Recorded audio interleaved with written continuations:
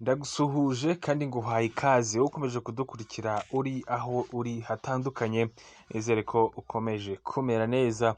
Waha ikaze ku biganiro bya Top News TV. Niba utarakora subscribe ugerageze ukore subscribe kugira ngo tujye tubana amakuru yacu atandukanye.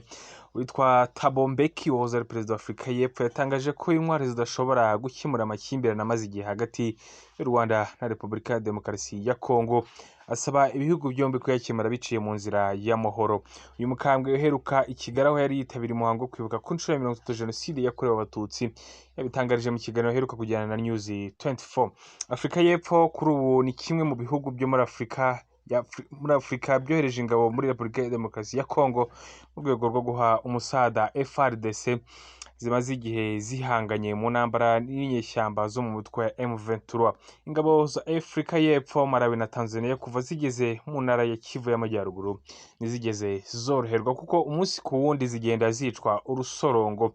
Umuryango wa SADC kuwa mbere watangaje ko abasirikare bawo 4 barimo abanyatanzania 3 n'umunyafurika y'Epfo umwe biciwe muri Kongo nyuma y'uko ikigo barimo cyarashwe igisasu cyo mu bwoko bwa motari. SADC yavuze ko iki gisasu cyanakomerekeje abandi basirikare 3 b'abanyatanzania. Ku bwa Mbeki, Afurika y'Epfo n'ibihugu by'ingenzi byayo byari bikwiye kohereza ingabo muri Kongo kuko inzira igana ku gukemura amakimbirane hagati ya Kigali na Kinshasa isanzweho.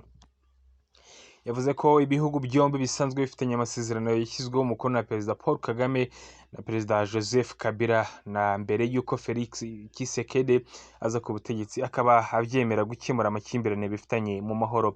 Mbeki yasabye ko aya masezerano yakubahirizwa. Yagize ati aya masezerano avuga ko guverinoma ya Kongo igomba gukora ibishoboka byose ikambura intwara abantu bose bakoze jenoside mu Rwanda mbere yo guhungira muri Kongo. Ibi nibyo byatuma u Rwanda ruvana ingabo zarwo mu burasirazuba bwa Kongo.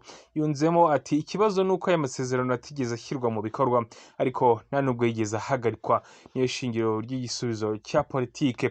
Amasezerano Thabo Mbeki yakomozagaho yashyizweho umukono kuwa 2 Mata 2023 ahitwa Isani City ni muri Afurika y'Epfo. Umunyagana Kofi Annan wahoze ari umunyamabanga mukuru w'umuryango w'abibumbye ari mu bitabiriye umuhango wo kwishyiraho umukono. Mbeki yavuze ko igihe kigeze ngo aya masezerano ashyirwe mu bikorwa kuko ingufu za gisirikare zananiwe gukemura ibibazo byo muri Kongo. Ati igikenewe cyonyine nuko ashyirwa mu bikorwa. Icyo nicyo gisubizo cya politike, niyo nzira yonyine yo gukemura ikibazo.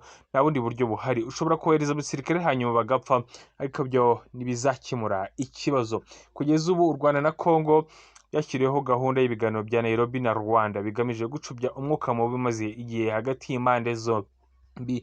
Gusa kugeza ubu nta muturambye ibihugu byombi birageraho. Yitwa Thabo Mbeki, akaba ari umusaza wahoze ari umuyobozi muri Afurika y'Epfo.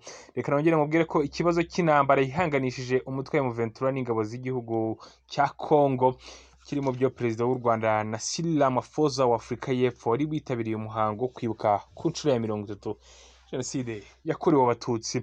Mbere y'uko asubira iwabo muri Afurika y'Epfo, Perezida Cyril Ramaphosa ubwe yabwiye igitangazamakuru ko yahinduye imyumvire ko ku buryo yafatagamo ikibazo kiri mu burasirazuba bwa Kongo. Ramaphosa mbere yo guhaguruka i Kigali yavuze ko mvuye mu Rwanda mfite imyumvire ivuguruye na gahunda y'uko tugomba gushaka igisubizo cya politike. Ibikorwa biri kuba bishobora guhungabanya u Rwanda bikozwe n'umutwe wa FDLR. Hari imitwe myinshi ikorera muri iki gice. Twemeranyije ko igisubizo cya politike ari bwo buryo bwiza bwo gukemura kino kibazo. Mu kiganiro cyihariye Perezida Kagame yagiranye n'ikinyamakuru cya Jeune Afrique, yagaragaje ko Afurika y'Epfo itakagombye kohereza ingabo zayo muri Kongo. Agaragaza ko icyo gihugu kiri gukora bisa nkaho ari amafuti. Afurika y'Epfo iri mu mafuti kandi ntibyari bikwiriye ukurikije amateka yayo, umubano wayo n'ibindi bibazo. Kuki yakwivanga muri ibi bintu? Hari ibintu bidashoboka, ni nako kuri, kandi hari impamvu zumvikana. Simbona buryo ki Afurika y'Epfo yagakwiye kumva itekanye iri gufasha ndetse no gukora akazi k'abandi no kwivanga kurwana intambara mu cyimbo cya Kongo. Bitandukanye n'ibyo Perezida Kagame yabwiye abanyamakuru kuwa mbere ubwo yavuga ko yanyuzwe n'ibiganiro yagiranye na Perezida Ramaphosa ku kibazo cyo muri Kongo.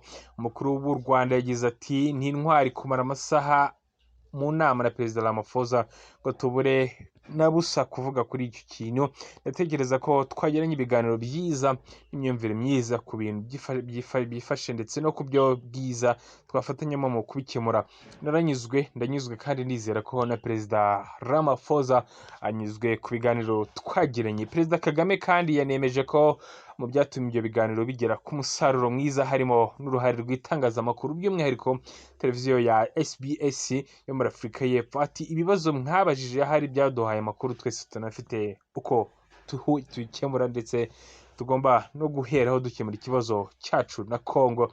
Igihugu cy'Afurika y'Epfo gifite ingabo zisaga 2,900 mu burasirazuba bwa Congo. Abasesenguzi bakemeza ko niba ibyo Perezida Ramaphosa yavuze atari imvugo ya politike, izo ngabo zishobora gucyurwa cyangwa zigahagarika kujya mu mirwano, zigatangira gukora ubutumwa bwo kubungabunga amahoro no guhagarara hagati y'impande zombi zihanganye arizo FARDC ndetse na M23. Reka ngushimire cyane wowe dukomeje kubana muri aya makuru, mwibutsa gukomeza gukora subscribe. Amakuru yacu n'ibiganiro birakomeza gutambukanye. Nitwa Patrick.